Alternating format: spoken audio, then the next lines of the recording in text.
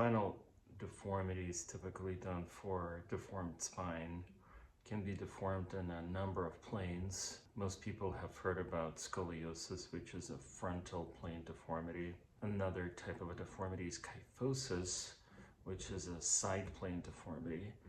And typically there's a third plane deformity on top of the other two, which is axial plane or transverse plane.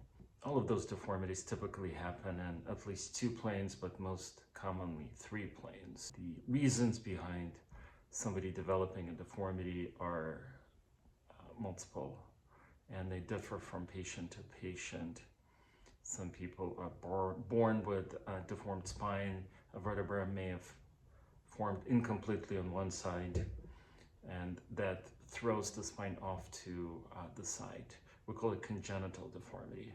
The more common, however, is a deformity acquired in adolescence, so we call it adolescent idiopathic scoliosis. A more disabling form of deformity is actually adult spinal deformity, or ASD.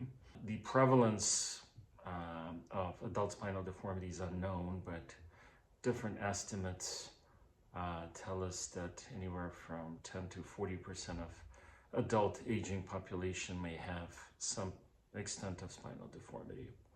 And the majority of it obviously is not treated surgically, but when it's progressing, or if the pain is disabling, that's when we contemplate operating on the patient. So again, progression of the deformity and disabling pain and limitation of activities of daily living would be some of the indications to operate. But majority of scoliosis and kyphosis can actually be treated non-surgically.